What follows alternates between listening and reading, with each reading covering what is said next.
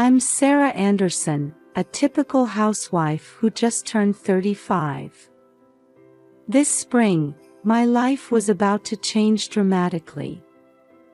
The morning sun gently wakes me as it streams through the window. Suddenly, I feel a strange sensation in my belly. I've just entered the 36th week of pregnancy, but something feels different. As I lie there, I place my hand on my stomach and feel a sharp pain I've never experienced before. "Michael, wake up," I shake my husband sleeping next to me. "My stomach, it hurts." Michael slowly sits up, rubbing his eyes. "Are you okay? We still have time before the due date, don't we?" His words reassure me a little, but the pain doesn't subside. But something's different. Maybe we should go to the hospital. Michael looks at the clock with a slightly troubled expression. "I have an important meeting today. Can we wait a bit longer and see how it goes?" I hesitate but decide to follow his suggestion. "All right. But I'll call you if the pain gets worse." Michael hurriedly gets ready and leaves with a kiss on my cheek. Left alone at home, I spend time battling pain and anxiety. Past noon, the pain becomes unbearable. I try calling Michael, but he doesn't answer as he's in a meeting. With no other choice, I call a taxi and head to the nearest hospital alone. At the hospital, I'm immediately guided to the obstetrics examination room. Dr. Brown examines me and looks surprised. "Mrs. Anderson, the baby is about to be born. Let's move you to the delivery room right away." I tremble with shock and fear. But it's too early. And my husband isn't here.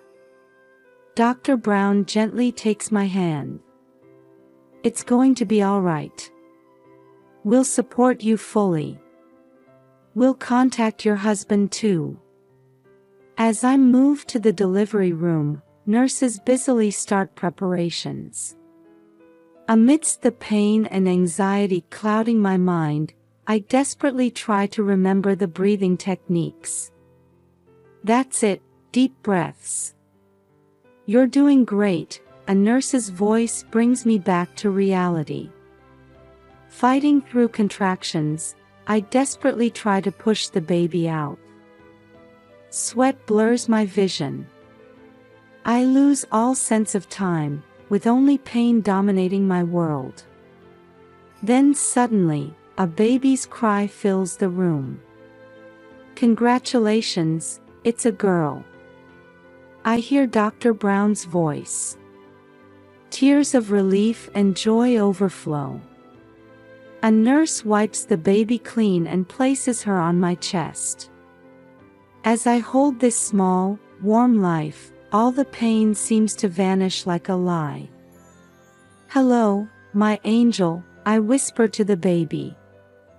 The nurse lifts the baby to weigh her. 2,800 grams. That's a good weight for a premature baby. I smile and hold the baby's tiny hand.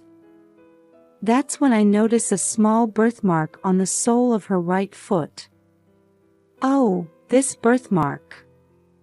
The nurse takes a look. "Ah, that birthmark. Don't worry. It's likely congenital. It'll be a unique feature of your child." I nod, relieved. Then I notice another small mole on her right shoulder. There's a mole on her right shoulder too.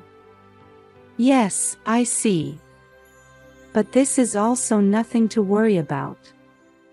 It's rather cute, actually, the nurse smiles kindly. Exhausted and overwhelmed with happiness, my consciousness starts to fade. Before closing my eyes, I search for Michael, but he's nowhere to be seen. "Ma'am, please rest now. We'll take good care of the baby." With the nurse's words, I drift into a deep sleep. When I wake up, I find myself in a hospital bed. It's dusk outside, and I'm not sure how long I've been asleep. "Sarah, you're awake." I turn towards Michael's voice and see him sitting in a chair, watching me. However, his expression isn't one of joy. "Michael, the baby?" I ask weakly. Michael takes a deep breath and holds my hand. "Sarah, please stay calm and listen." My heart starts racing. What happened?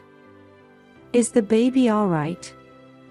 Michael lowers his eyes and begins speaking in a heavy tone. "The baby died shortly after birth." With those words, my world crumbles. No, that can't be true. I heard the baby cry. I even held her. "Sarah, you were in shock right after the delivery. The doctor told me. The baby's lungs were underdeveloped." I shake my head vigorously. "No. My baby was healthy. She had a birthmark on her foot and a mole on her shoulder.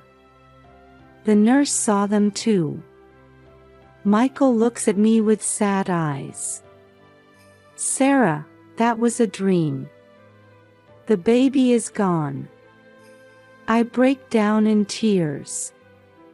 Michael embraces me, but in his arms, all I can do is call out my child's name over and over.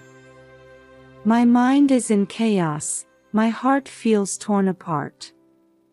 I can no longer distinguish between reality and nightmare. Only the absence of the small life that should be in my arms feels cruelly real. 3 days have passed since we lost the baby. My heart is sunk in deep sorrow. The baby items we had prepared silently tell the story of our loss. Michael is hardly home, immersing himself in work. Perhaps it's his way of expressing grief. This morning too, I wake up with a heavy heart.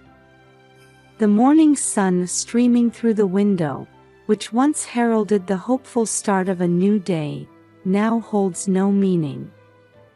I drag myself out of bed and head to the kitchen. While brewing coffee, my eyes fall on the baby's bottle, and I feel my chest tighten again. "Why?" I whisper softly. Suddenly, the phone rings.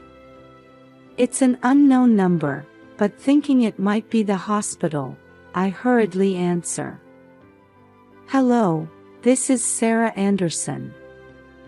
"Mrs. Anderson, this is Nurse Linda from St. Mary's Hospital. Don't leave the baby behind." For a moment, I'm at a loss for words. What do you mean? Today's your discharge day, right? Don't leave the baby behind. I'll report to the police if you do." Confused, I managed to squeeze out some words. "But, my baby died 3 days ago." "What are you talking about?" "The baby is fine. I just fed her this morning." My mind goes blank. Is this some kind of mistake, or? "I'm sorry, let me confirm again.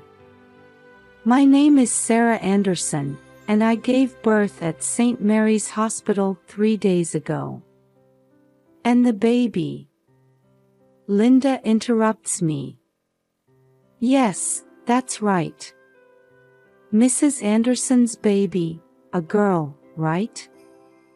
She's sleeping soundly in the nursery right now. My hand starts to shake. But my husband said the baby had died.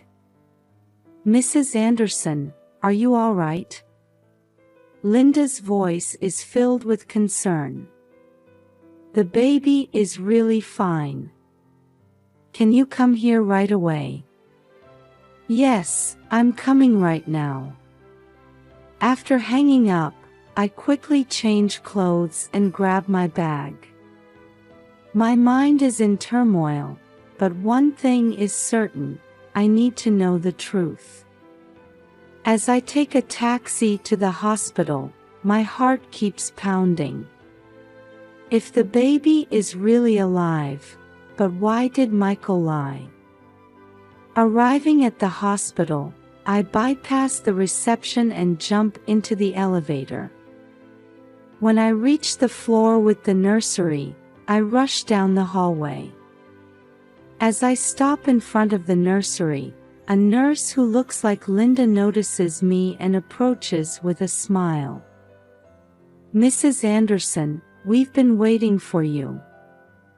This way. Linda leads me to the back of the room. There are small beds lined up.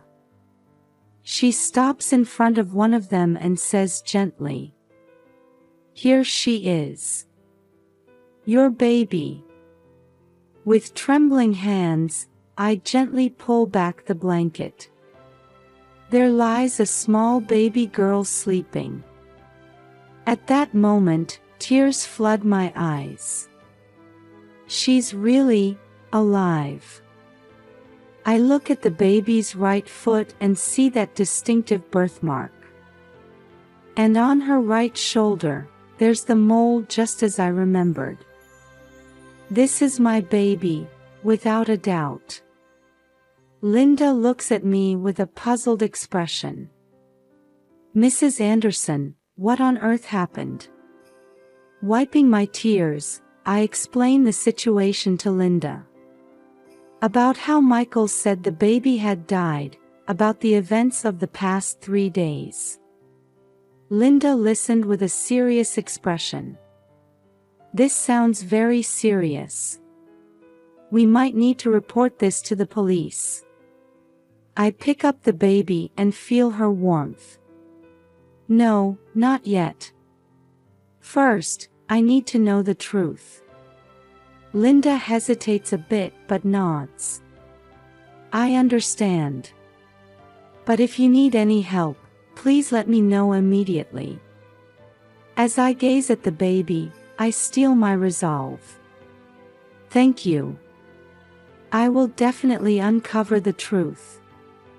However, at that moment, a new worry crosses my mind. Should I take the baby home right now, or?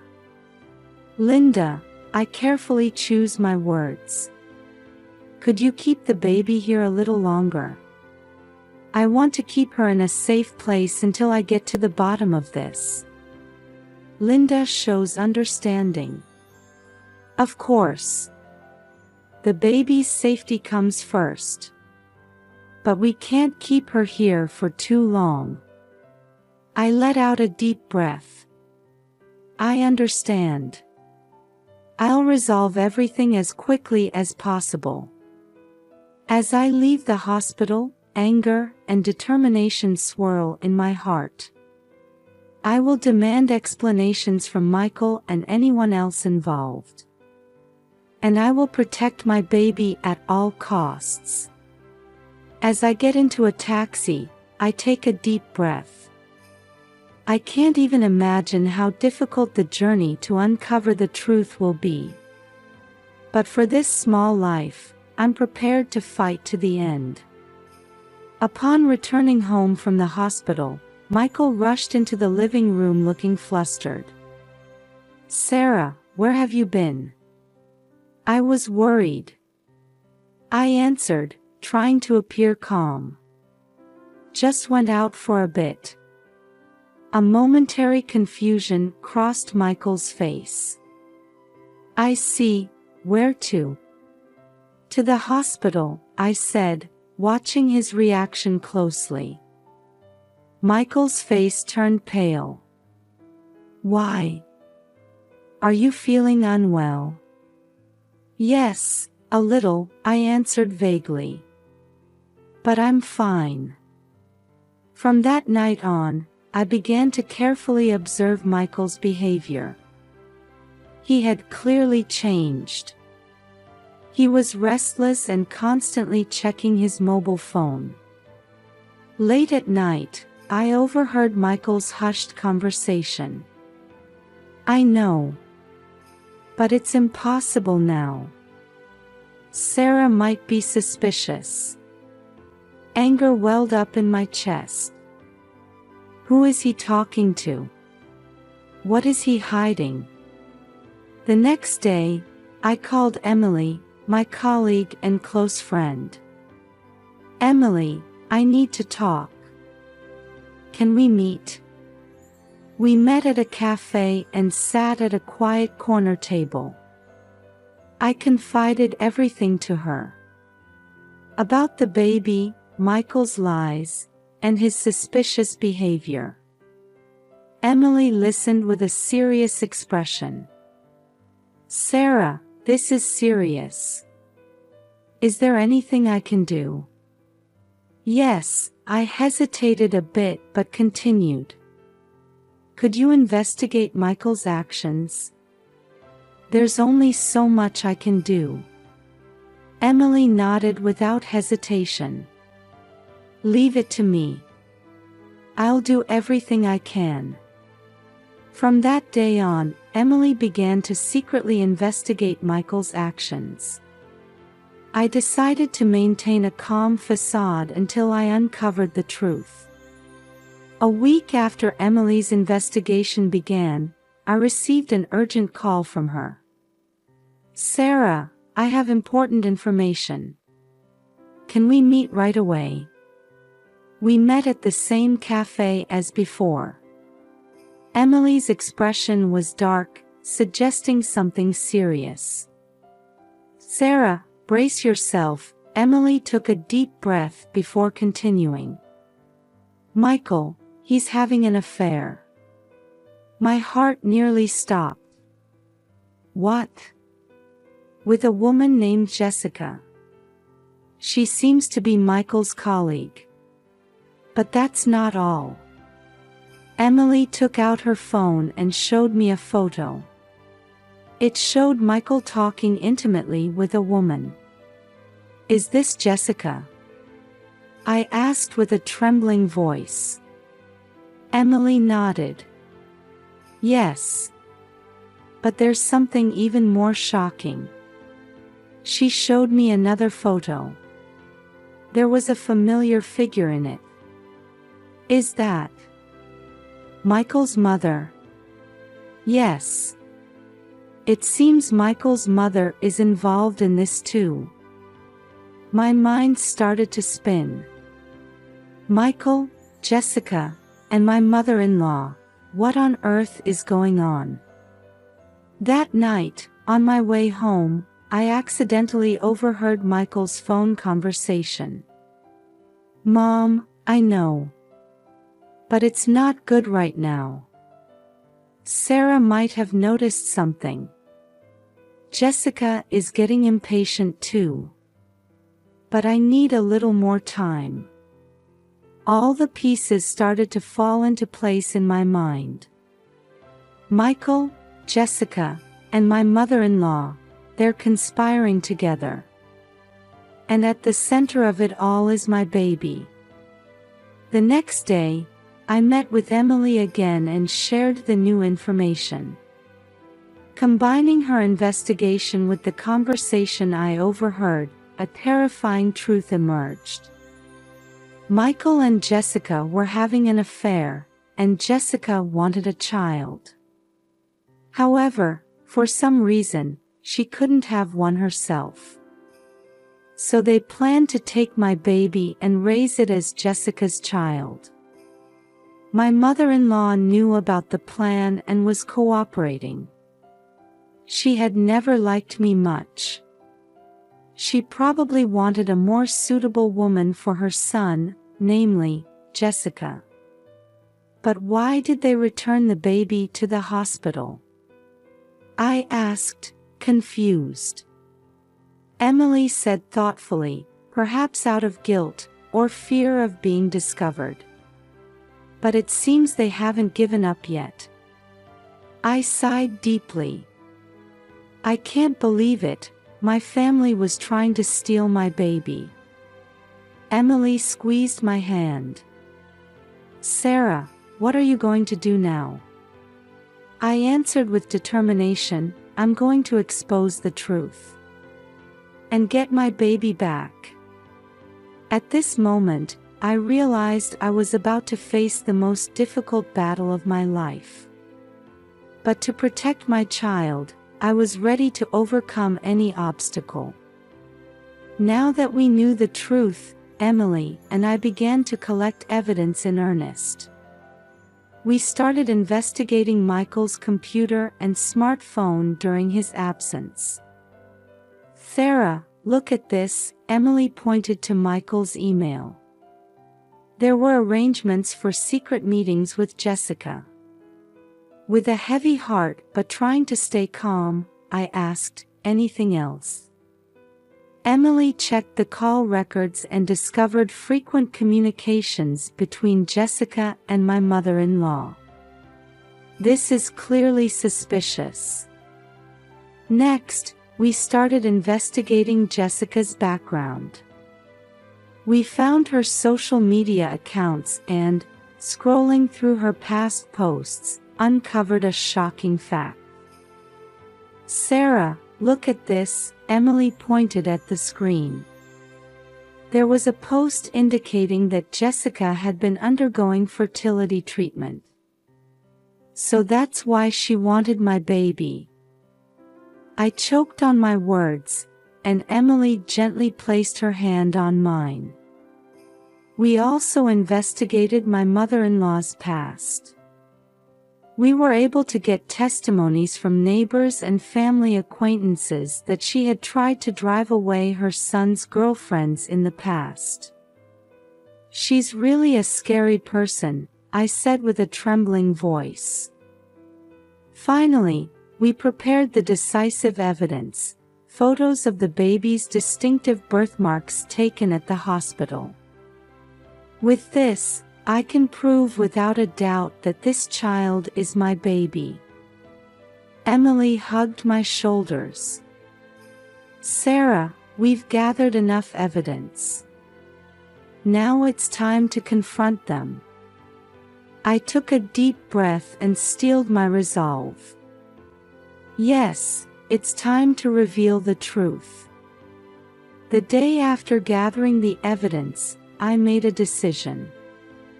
I decided to summon Michael, Jessica, and my mother-in-law to our home. Did something happen? Michael asked anxiously. Yes, I have something important to discuss, I answered, trying to appear calm.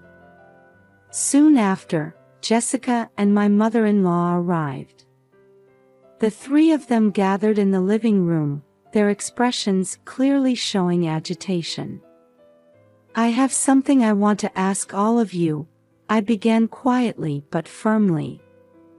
Sarah, what's this about? Michael asked nervously. It's about my baby. At these words, the faces of all three turned pale. What do you mean? My mother-in-law asked in a cold voice. The baby is alive. I confirmed it at the hospital. Jessica suddenly stood up. That's a lie. That child is. My child, I interrupted her. The baby you all tried to steal from me. A heavy silence fell over the room. Sarah, calm down, Michael tried to placate me. You're confused. The ones who are confused are you, I replied calmly. I know everything. Your plan.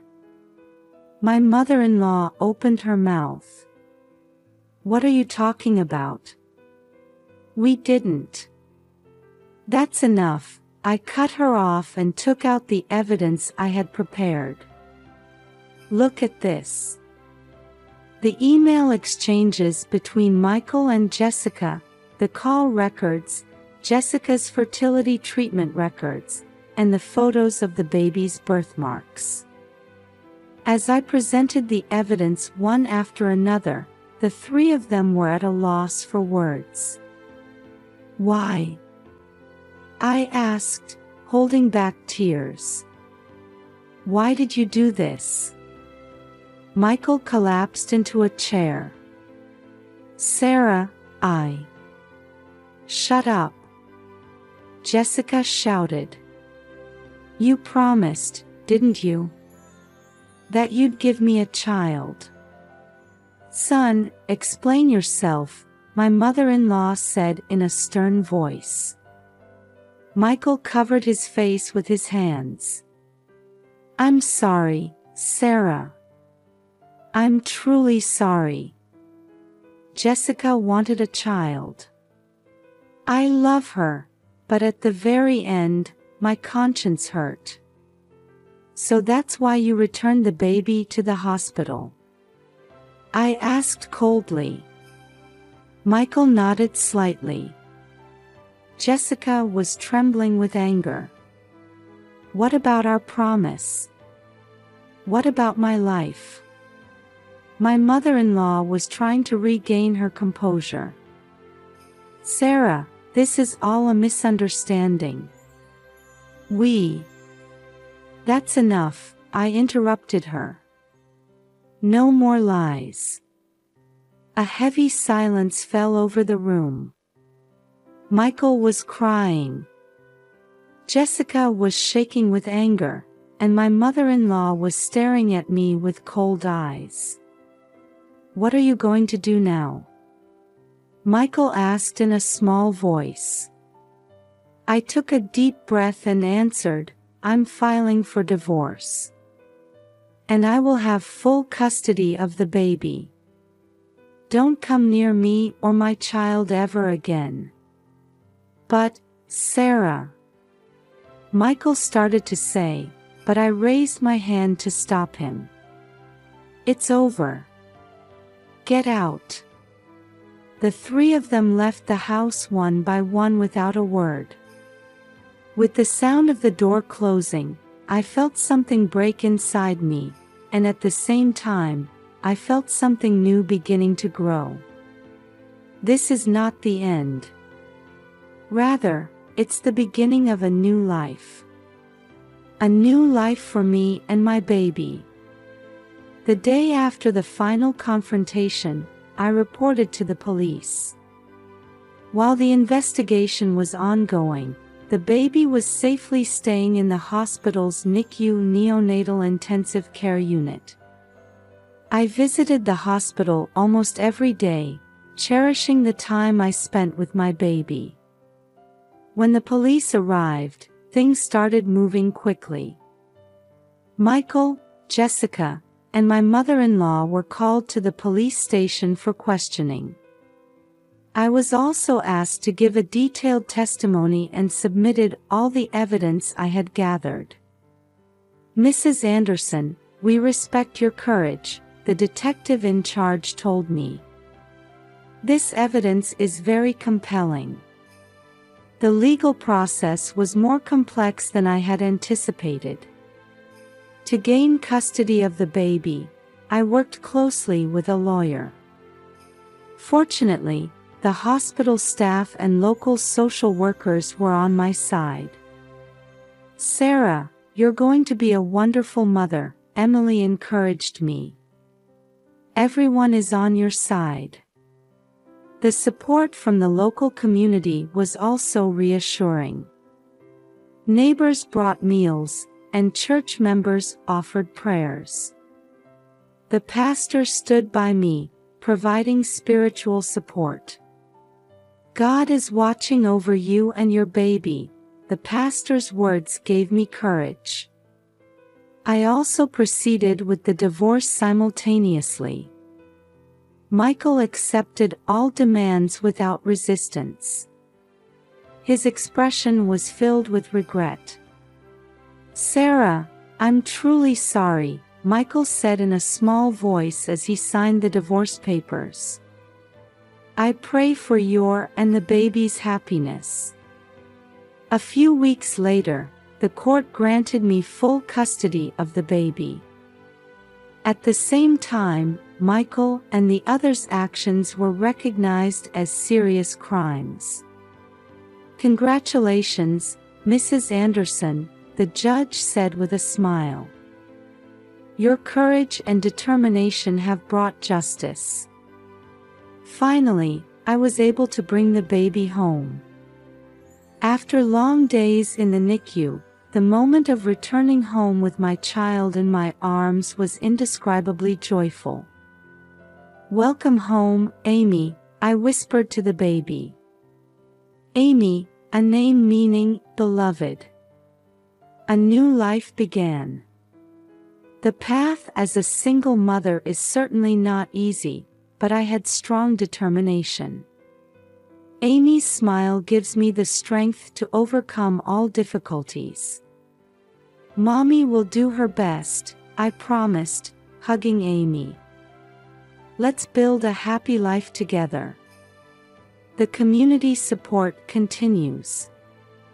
Mom friends give me parenting advice, and the church provides childcare services. "Sarah, you're not alone," Emily's words still resonate in my heart. Indeed, there are many challenges ahead. But when I think about watching Amy grow and walking this path together, my heart fills with hope. Our new life has begun. I gazed at the morning sun spreading outside the window while soothing Amy. The beginning of a new day, and the start of our new life. Through this experience, I have become stronger.